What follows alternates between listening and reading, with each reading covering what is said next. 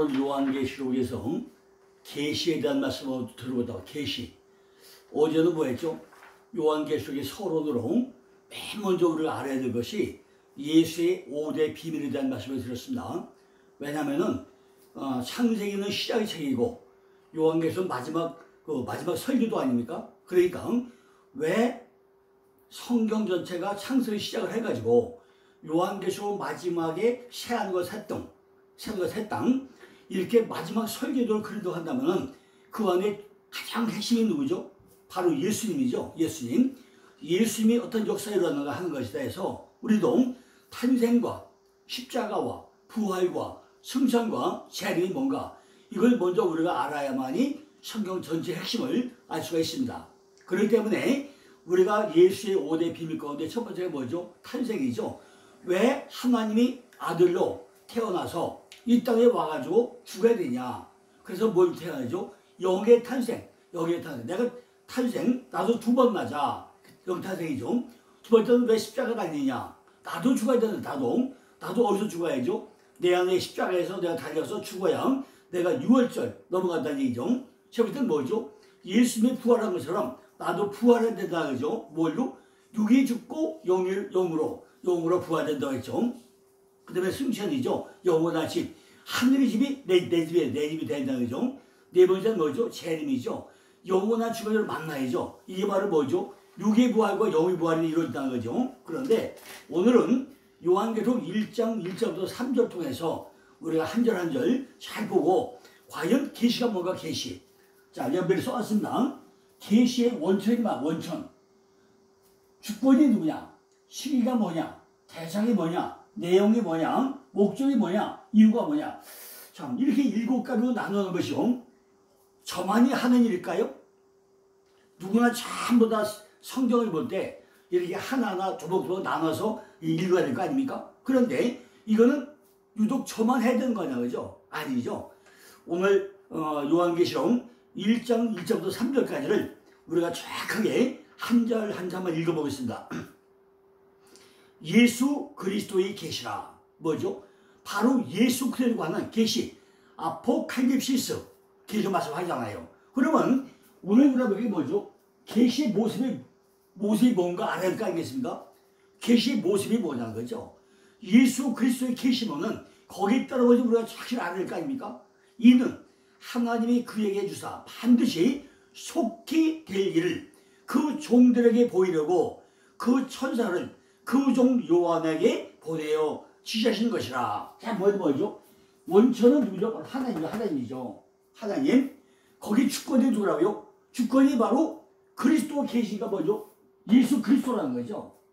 그리고 시기가 언제라고? 시기가 언제 온다고요?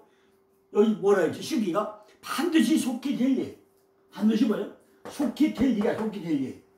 그죠? 속히 될 일이라고 하잖아요. 그 종들에게 보이려고 그 천사를 뭐죠? 내용의 하나님의 말씀과 예수의 증거에 대해서 말하고 있다는 거죠. 자, 그러고서 뭐하죠? 요한은 하나님의 말씀과 예수 그리스도의 예수 그리스도의 증거, 곧 자기의 본 것을 다 증거해내라. 이 예언의 말씀을 읽는 자와 듣는 자들과 그 가운데 기록한 것을 지키는 자들이 복이 있다. 때가 가깝다 이 말씀이죠. 그러니까 뭘 하는 내용은 하나님의 말씀과 예수의 증거가 있고 목적이 뭐죠? 바로 우리가 읽고 듣고 지키는 자가 되기 위해서 한다는 거죠. 왜 그렇죠? 이유가 뭐예요? 때가 가까웠기 때문에 한다는 거잖아요. 그죠? 때가 가까웠기 때문에 한다는 것입니다. 자, 그럼 또 우리가 또 생각을 해봐야죠. 계시의 순서가 뭐냐? 순서가 있잖아요. 맨 머리 근원이 누구죠? 바로 하나님이잖아요. 예수 그리스도의 계시라. 바로 순서가 뭐죠? 바로 하나님의 근원이죠.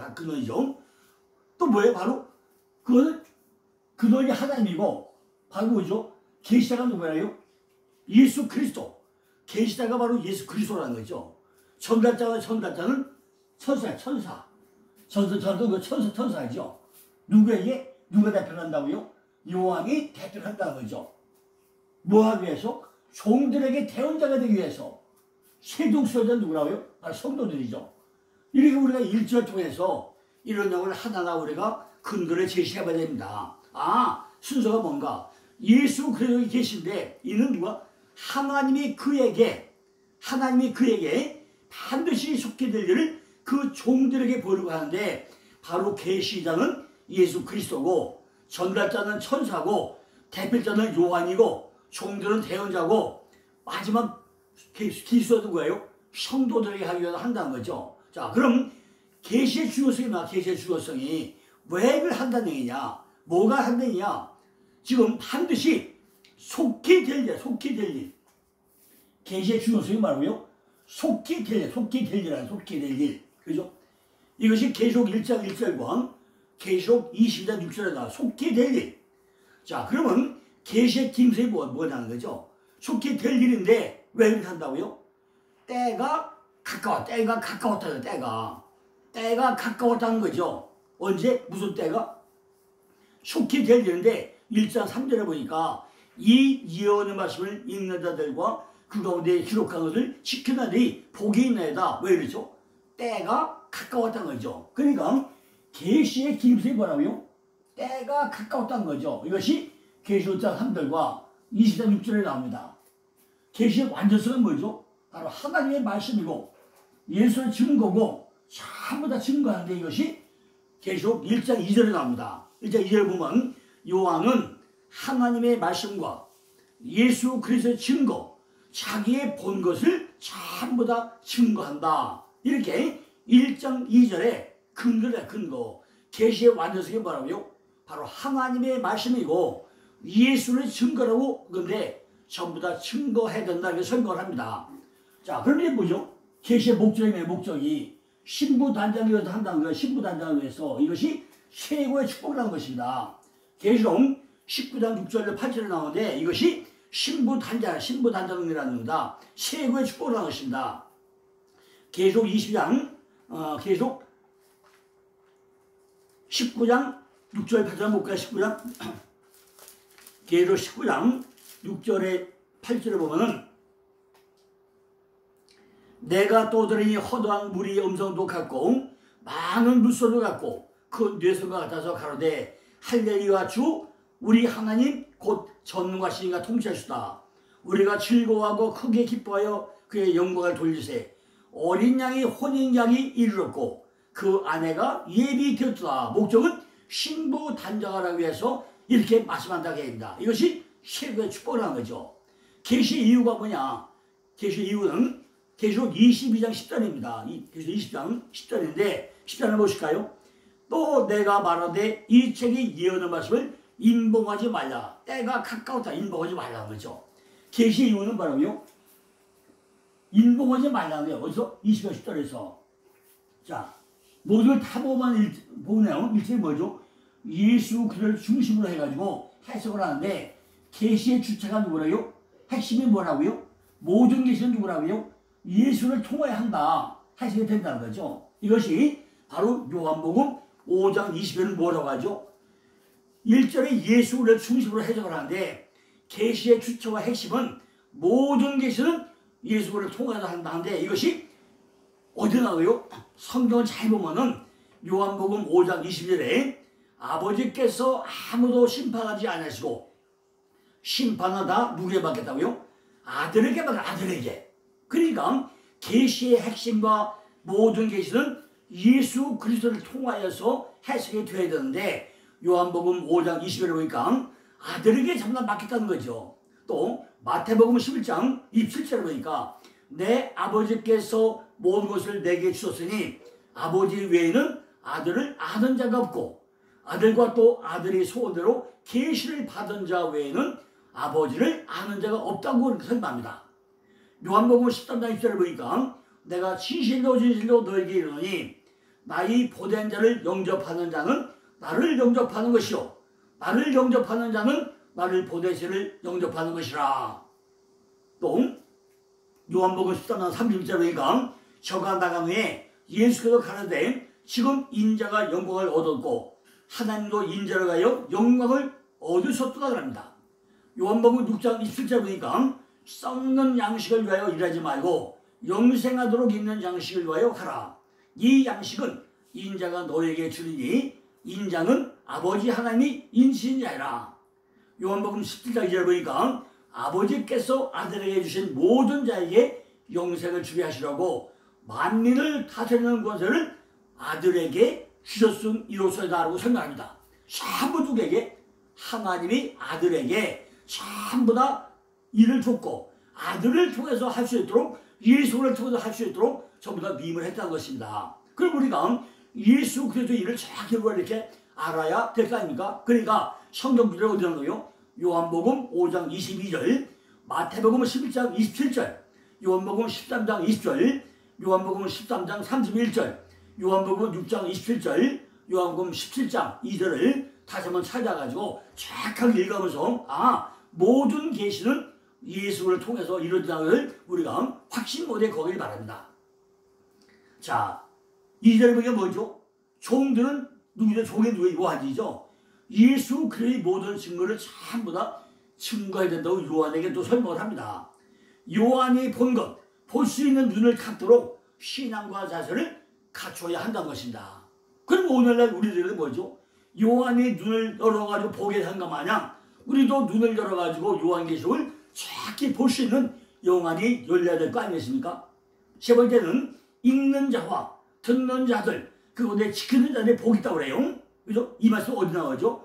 계시록 20장 7절로 나옵니다. 읽는 자와 듣는 자들과 그 가운데 지키는 자들이 복이 있다고 그래요. 계시록 22장 보니까 20장 7절을 보니까 보라 내가 속히 오리니 이 책이 예언의 말씀을 지키는 자가 복이 있으리니 그래 나옵니다. 자, 지금 요한복음 1장 3절에 뭐였죠? 이 예언의 말씀을 읽는 자와 듣는 자들과 그 가운데 기도를 지키는 자들이 복이 있다고 했잖아요. 때가 가깝다고 그랬습니다. 그런데 똑같은 말씀이 어디 나온다고요? 요한계시록 20장 7절에 똑같이 나오잖아요. 보라 내가 속히 오리니 이 책의 예언의 말씀을 지키는 자가 복이 있다는 거죠. 우리가 깨어 있어야 한다는 게 아닙니까? 마태복음 24장 42절부터 6절, 마태복음 24장 42절로 46절에 보면 뭐가 나오죠? 그러므로 깨어있으라. 어느 날에 너희 주가 임하려지 너희가 알지 못함이라. 너희도 아는 바와 같이 만일 집주인이 도적이 어느 종집에 올 줄을 알았다면 깨어있어 그 집을 뚫지 못하게 하였으라. 44절에 이러므로 너희도 예력을 쓰라. 생각지 않은 때에 인자가 오리라. 45절에 충성되고 지혜 있는 종이 되어 주인에게 그 집 사람들을 맡아 때를 따라 양식을 나눌 주가 누구냐. 46절에 주인이 올 때 그 종이 이렇게 하는 것을 보면 그 종이 복이 있으로다. 자, 여기 보니까 마지막에 뭐죠? 전부 다 이 예언의 말씀을 읽는 자와 듣는 자들과 그 가운데 기록한 것을 지키는 자가 뭐예요? 복이 있다는 거예요. 복이 있다. 복이 있다는 것입니다. 자, 그럼 우리가 성경에서 복이 있는 사람이 어디 나오는지 한번 찾아봐야 될 거 아니겠습니까? 성경이 복이 있는 사람들의 얘기가 많이 나와요. 어디 나올지 맨 어디가 생각나죠? 시편 1절로 2절을 보니까 복이 있는 사람은 악인의 길을 쫓지 아니하며 죄인의 길에 서지 아니하며 오만한 자의 자리에 앉지 아니하고 오직 여호와의 율법을 즐거워하여 그 율법을 주야로 묵상하는 자다라고 하나님의 말씀을 즐거워하면서 언제나 묵상하는 사람은 복 있는 자라고 말씀하겠습니다.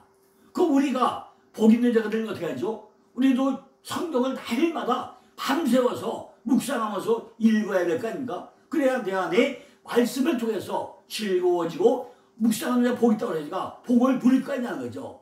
성경의 마지막 책인 요한계시록도 여기 1장 3절에 뭐라 했죠? 이 예언의 말씀을 읽는 자와 듣는 자들과 그 가운데 기록한 것을 지키는 자는 복이 있다고 했잖아요. 왜? 때가 가까우기 때문에 설명을 합니다. 이 말의 의미는 하나님의 말씀을 읽을 때 하나님을 알아가는 복을 받고 또 말씀을 들을 때 성령께서 역사하셔서 믿음이 자라나게 하시고 더 나아가서 계시록 14장 12절에는 성도들의 인내가 여기 있나니 저희는 하나님의 계명과 예수 믿음을 지키는 자들이라는 말씀으로 끝까지 지키고 행할 때라고 말하고 있고 요한계시록 22장 12절을 보니까 보라 내가 속히 오리니 내가 줄 상이 내게 있어 각 사람에게 그 일한 대로 갚아주라. 이 말씀으로 하나님 주신 복을 우리가 받게 된다고 설명을 합니다. 또한 계시록 14장 13절에는 뭐죠? 또 내가 들으니 하늘에서 음성이 나서 가로되 기록하라. 작은 이로 주 안에서 죽는 자는 복이 있도다 그럽니다. 성령이 가로되 그러하다. 저희 수고를 그치고 쉬리니 이는 저희 행한 일이 따름이라 하시더라. 이렇게 말씀하고 있고요. 요한계시록 16장 15절에서는 보라 내가 도적같이 오리니 누구든지 깨어 자기 옷을 지켜 벌거벗고 다니지 않으며 자기의 부끄러움을 보이지 아니한 자가 복이 있도다고 합니다. 요한계시록 19장 9절에는 선사가 내게 말하기를 기록하라. 어린 양의 혼인잔치에 청함을 입은 자들이 복이 있도다 하고 또 내가 너에게 말하되 이것은 하나님이 참되신 말씀이라 하기로 이렇게 말씀하고 요한계시록 24장 6절에 가니까 이 첫째 부활의 3의 날은 복이 있다고 복이 있다 하고 있고 거룩하도다. 둘째 사망의 그들을 다스리는 곳은 없고 도리어 그들이 하나님과 그리스도의 제사장이 되어 1000년 동안 그리스도와 더불어 왕노릇 하려고 합니다. 계시록 20장 7절을 보니까 보라 내가 속히 오리니 이 책이 예언의 말씀을 지키는 자가 복이 있다고 또 설명을 합니다. 계시록 22장 14절에 가니까 그 두루마리를 빠는 자는 복이 있으니 이는 저희가 생명나무에 나가며 문들을 통하여 성에 들어갈 권세를 얻으려 함이로다고 합니다. 여기가 두루마리 성경에 두루마리가 나오고 두루마기가 나옵니다. 두루마리는 교훈이고 행하는 것이고 깨닫는 것이고 두루마리는 주례고 지키는 것이고 잘 듣는 거 이거를 두루마리라고 설명을 합니다. 이렇게 우리가 성경을 볼 때 그냥 보면 안 된다는 거죠.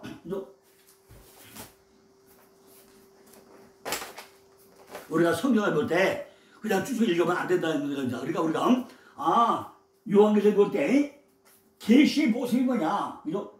계시의 모습을 확실하게 알고 어떤 순서로냐 그걸 알고서 우리가 읽어야 된다는 거죠. 자, 계시록은요 해석하는 방법이 여러 가지가 있습니다. 2000년 동안 요한계시록에 대한 해석을 사람들이 많이 하고 있습니다. 지금도 요한계시록을 해석하는데 몇 가지 합방했죠. 근데 크게 세 가지 합방했습니다. 가장 중요한 게 뭐죠? 과거주의자, 미래주의자, 역사주의자 이렇게 세 가지 합방으로 크게 나눌 수가 있습니다. 첫째, 과거주의자가 뭐죠? 요한계시록이 1세기에서 3세기까지 콘스탄틴 황제가 주 313년 밀라노 칙령을 통해서 기독교를 공인된 종교로 세우기 이전에 기독교와 로마의 관계에 대한 말씀을 하고 또 해석한 것이 과거주의자죠. 즉 교회를 핍박하는 로마 제국이 멸망함으로 요한계시록의 내용은 이미 과거에 전부 다 실현이 되었다고 설명하는 것이 과거주의자입니다. 그러므로 요한계시록은 미래에 대한 예언이 아니라 당시 사람들이 있어가지고 3세기 혹은 4세기 초에 관한 예언에 불과하고 1세기에 예언되고 4세기가 지났으므로 요한계시록은 과거에 다 실현된 책이라고 보는 입장이 과거주의자들의 주장입니다. 두 번째는 미래주의 해석자가 있는데 요한계시록은 모두 미래에 실현될 예언이라고 보는 주의가 미래주의 해석입니다. 1장부터 3장까지 7교회가 나오는데 이 교회들은 1세기에서 21세기까지 교회를 연대기적으로 의미한다고 해석을 하는 것입니다. 그리고 4장 1절부터 사도 요한이 성령에 이끌려가지고 하늘로 올라간 것을 교회의 휴거로 설명을 하고 해석을 하고 4장 2절에서 19장까지 교회가 하늘로 휴거한 이후에 이 땅에 불림받지 못한 사람들에게 임하는 대환란에 대한 이야기인데 교회는 아직 전림받지 못하기 때문에 4장부터 19장까지 이야기는 모두 미래에 일어날 이야기라고 주장을 합니다.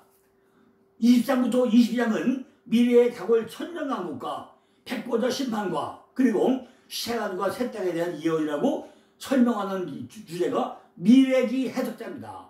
이는 미래주의적 해석 방법은 20세기에 만연한 세대주의 종말론의 해석 방법과 똑같다고 볼 수가 있습니다. 자, 세 번째는요, 역사주의적 해석인데 교회 역사가 전반적에 걸쳐가지고 관련되어 있다고 설명을 합니다. 예수의 초림부터 재림까지 사건이 연대기적으로 기록되어 있다고 설명을 합니다.